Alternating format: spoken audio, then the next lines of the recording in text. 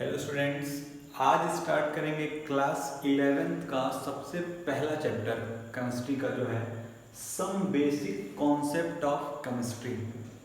Some basic concept of chemistry में starting में इस चैप्टर में एटम मॉलिक्यूल्स के बारे में छोटी छोटी चीज़ें दी गई हैं, बट मैं वहाँ से नहीं स्टार्ट करूँगा। मैं स्टार्ट करूँगा मोल कॉन्सेप्ट से, जो बहुत ज़रूरी है आपके फर्दर स्टडीज़ के लिए। 11th के साथ साथ 12th में भी मोल कॉन्सेप्ट की बहुत ज़रूरत पड़ती है, तो मैं स्टार्ट मोल कॉन्सेप्ट से करूँगा, बट कोई भी टॉपिक छूटेगा नहीं। तो स्टार्ट करते हैं मोल कॉन्सेप्ट को।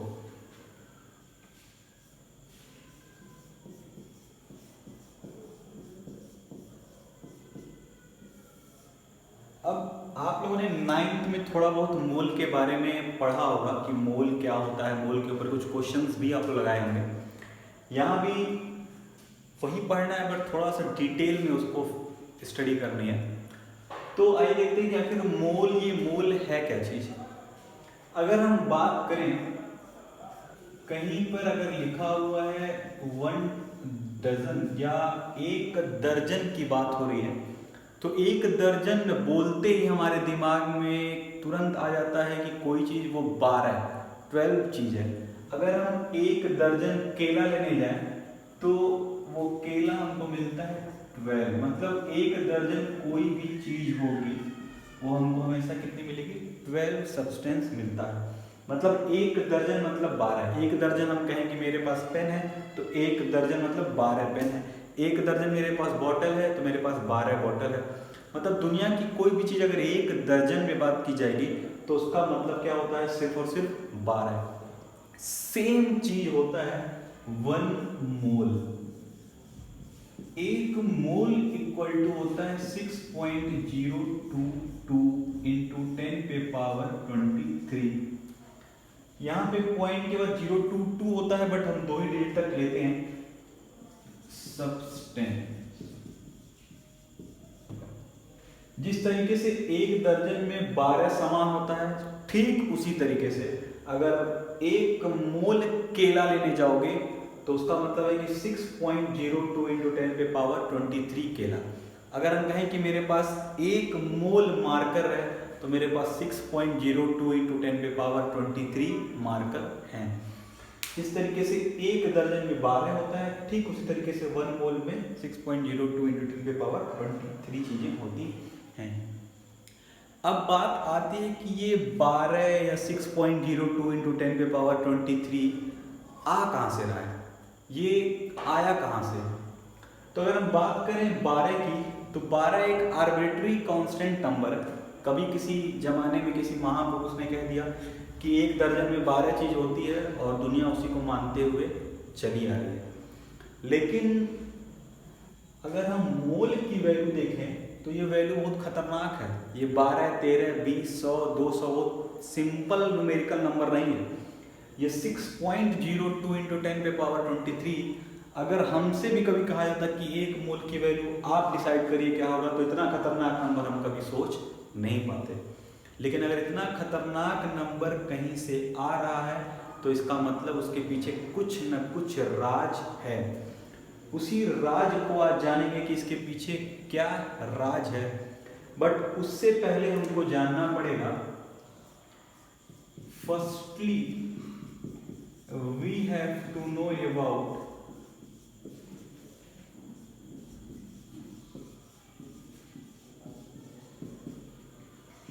AMU। इसको बोलते हैं एटॉमिक मास यूनिट। हमको ये वैल्यू कहाँ से आ रही है उससे पहले जानना पड़ेगा कि AMU होता क्या है। तो आइए जानते हैं कि AMU है क्या। अगर हम बात करें, लिखें कि वेट ऑफ 1 पेन, कि 1 पेन या 1 मार्कर का वेट कितना होता है, तो मान लेते हैं कि होता है 10 ग्राम। ठीक उसी तरीके से अगर हम कहें कि वेट ऑफ 1 मैन क्या होता है, तो मान लेते हैं मेरा ही वेट 60 kg। इसी तरीके से अगर हम बोलें कि वन एलिफेंट, हाथी का वेट कितना होगा? तो मान लेते हैं 500 टन होता होगा। अगर ठीक उसी तरह हम बात करें कि वेट ऑफ वन बिल्डिंग, एक बिल्डिंग का वेट कितना होता है, या मेरे घर का वेट कितना होगा, या स्कूल की बिल्डिंग का वेट कितना होगा, तो लगभग ये आएगा 10,000 टन। तो देखा ये जा रहा है कि जब एक कोई छोटी सी चीज थी तो उसके लिए भी हम लोग जो वेट का यूनिट या मेजरमेंट का जो तरीका था वो छोटा था। जैसे जैसे चीज बड़ी होती गई है, यूनिट ऑफ मेजरमेंट भी क्या होता गया है? बड़ा हो गया है। अब अगर हम बात करें कि weight of one hydrogen atom, एक हाइड्रोजन एटम का वेट कितना होता है? तो होता है 0.2 3 4 5 6 7 8 9 10 11 12 13 14 15 16 17 18 19 20 21 22 23 1672 ग्राम। ये होता है एक हाइड्रोजन एटम का वेट, मतलब 0 पॉइंट के बाद 23 टाइम्स 0 1672 ग्राम।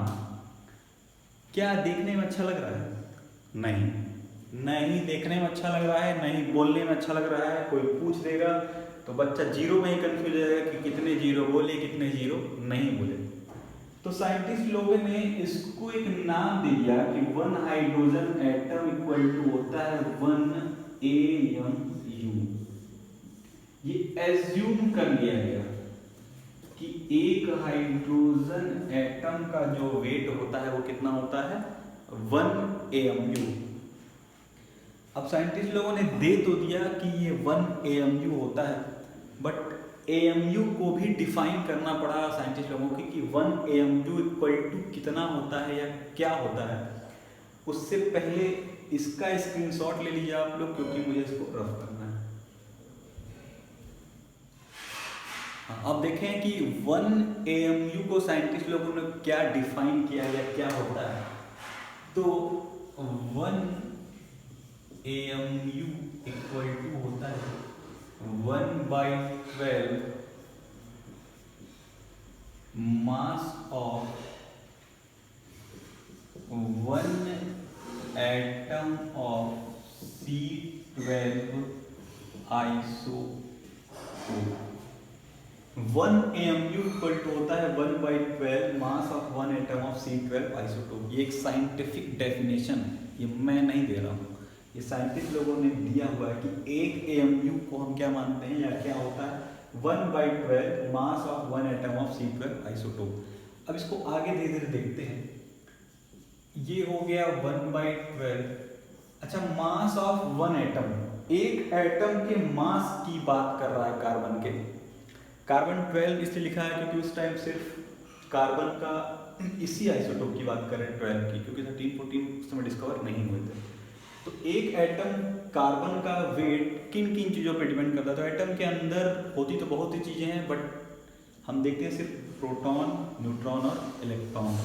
मतलब ये जो मास है वो डिपेंड कर रहा है mass of proton plus mass of neutron plus mass of electron पे। अच्छा, एक कार्बन के एटम के अंदर कितने प्रोटॉन होते हैं, कितने इलेक्ट्रॉन होते हैं और कितने न्यूट्रॉन होते हैं? तो कार्बन का एटॉमिक नंबर होता है 6 एटॉमिक नंबर है, मतलब उसके अंदर 6 प्रोटॉन होंगे और 6 क्या होंगे? इलेक्ट्रॉन। और उसके मास नंबर 12 से अगर उसका प्रोटॉन माइनस कर दें तो आ जाएगा न्यूट्रॉन का भी। कितने न्यूट्रॉन होंगे? 6। तो यहाँ पे 6 mass of proton plus 6 mass of neutron plus 6 mass of electron. इस 6 को अगर कॉमन ले लें तो आ जाएगा 6/12। मास ऑफ प्रोटॉन होता है 1.674 into 10⁻⁻24 gram. Mass of neutron होता है 1.6782 होता है, यहाँ होता है 1.674 इंटू 10⁻⁻24 ग्राम प्लस इलेक्ट्रॉन का जो वेट होता है वो होता है 9.11 इंटू 10⁻⁻28 ग्राम। अब जो मास ऑफ न्यूट्रॉन होता है वो सबसे ज़्यादा होता है, प्रोटॉन उससे थोड़ा कम होता है और इलेक्ट्रॉन बहुत ही ज़्यादा होता है, कम होता है। इसीलिए हम मास ऑफ इलेक्ट्रॉन को क्या कर देते हैं, नेगलेक्ट कर देते हैं, नेग्लिजिबल या उसको नेगलेक्ट कर देते हैं, उसको छोड़ देते हैं, मतलब इस वैल्यू की हमको ज़रूरत नहीं है। ये हो जाएगा 1/2। इन दो वैल्यू को ऐड करेंगे तो होगा 3.14 इंटू 10⁻⁻24 ग्राम। इसको 2 से डिवाइड करेंगे तो यहाँ से 1 AMU इक्वल टू आ जाएगा 1.672 इंटू 10⁻⁻24 ग्राम। मतलब एक AMU इक्वल टू होता है 1.672 इंटू 10⁻⁻24 ग्राम। अगर हम 1 ग्राम निकालें तो 1 यहाँ, अगर हम 1 ग्राम की बात करें, इतना ग्राम में 1 ग्राम, तो ये वैल्यू कहा जाएगी इसके नीचे, तो 1.672 इंटू 10⁻⁻24, इसको हम लिख सकते हैं 10/1.672 इंटू 10⁻23 इक्वल टू 1 ग्राम। इसको सॉल्व करेंगे अगर आप तो आएगा 1 ग्राम इक्वल टू 10 ये करेंगे तो आएगा 6.02 इंटू 10⁻23। मतलब 1 ग्राम इक्वल टू होता है 6.02 इंटू 10⁻23 AMU। ठीक है, अभी भी कहानी खत्म नहीं हुई। आप लोग सोच रहे होंगे अच्छा मोल की वैल्यू यहाँ से आती है 6.02 इंटू 10⁻23, ये वो वैल्यू नहीं है, अभी तो कहानी बची हुई है। अच्छा, अब अगर हम इसके साथ थोड़ी सी छेड़खानी करें, ये 12 को अगर हम यहाँ मल्टीप्लाई कर दें तो हो जाएगा, क्रॉस मल्टीप्लाई करेंगे तो हो जाएगा 12 AMU इक्वल टू इतना। इस पूरे में अगर हम 12 का मल्टीप्लाई कर दें 12 ग्राम हो जाएगा, इसमें मल्टीप्लाई कर देंगे तो 6.02 इंटू 10⁻23 इंटू 12 AMU। अब देखिए 12 AMU के लिए हम क्या लिख सकते हैं, mass of 1 atom of C12 isotope. तो 12 gram equal to 6.02 into 10⁻23 into क्या लिख सकते हैं, ये पूरी वैल्यू लिख सकते हैं कि मास of 1 atom of C12 isotope. यही होती है मोल की डेफिनेशन, या यही होता है एक मोल क्या होता है, अभी मैं आपको समझा रहा हूँ। अभी यहाँ देखिए क्या है। अब अगर हम यहाँ पे दिया है कि मास ऑफ 1 एटम ऑफ C12, अच्छा मान लेते हैं कि एक एटम कार्बन का वेट हम मान लिए कि x होता है। अच्छा, अभी इस x में अगर हम एक एटम का जो वेट है वो x है, अगर उसमें हम 10 मल्टीप्लाई करें तो कितने एटम का वेट हो जाएगा, 10। एक एटम का वेट अगर x है, उसमें हम 20 मल्टीप्लाई करें तो कितने एटम का वेट हो जाएगा, 20। एक एटम का वेट x है और उसमें हम 6.02 इंटू 10⁻23 का मल्टीप्लाई करेंगे तो कितने एटम का वेट हो जाएगा, 6.02 इंटू 10⁻23 एटम का वेट हो जाएगा। तो ये जो 12 ग्राम है वो 6.02 into 10⁻23 atom of carbon 12 isotope का वेट है। अगर सिंपल लैंग्वेज में मैं कहूँ तो 12 ग्राम कार्बन 12 आइसोटोप या 12 ग्राम हम कार्बन 12 आइसोटोप लेंगे तो उसके अंदर हमेशा 6.02 × 10⁻23 एटम ही आएंगे। मतलब अगर हम 12 ग्राम C12 आइसोटोप लें तो उसके अंदर इतने एटम या इतने मॉलिक्यूल या इतने पार्टिकल्स आएंगे। क्या ये वैल्यू चेंज हो सकती है? हाँ, चेंज हो सकती है, क्योंकि डेराइव करते हुए आया गया है। अगर कभी इलेक्ट्रॉन, प्रोटॉन और न्यूट्रॉन की वैल्यू चेंज होगी तो ये भी वैल्यू चेंज होगी।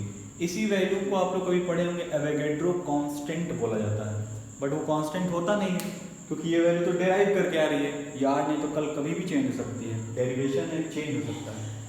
तो सिंपल भाषा में एक मोल का मतलब यही है कि 12 ग्राम कार्बन 12 आइसोटोप में जितने एटम से जितने पार्टिकल्स की संख्या होगी उतना ही 1 मोल के वैल्यू की भी होती है। ध्यान से मेरी बात सुनिए, 12 ग्राम कार्बन एटम 12 आइसोटोप्स में जितने पार्टिकल होंगे उतने ही 1 मोल में भी होंगे। अगर वो वैल्यू बदलेगी तो 1 मोल की भी वैल्यू बदलेगी, बट अभी तक 12 ग्राम कार्बन 12 आइसोटोप में कितने एटम या कितने पार्टिकल्स आ रहे हैं?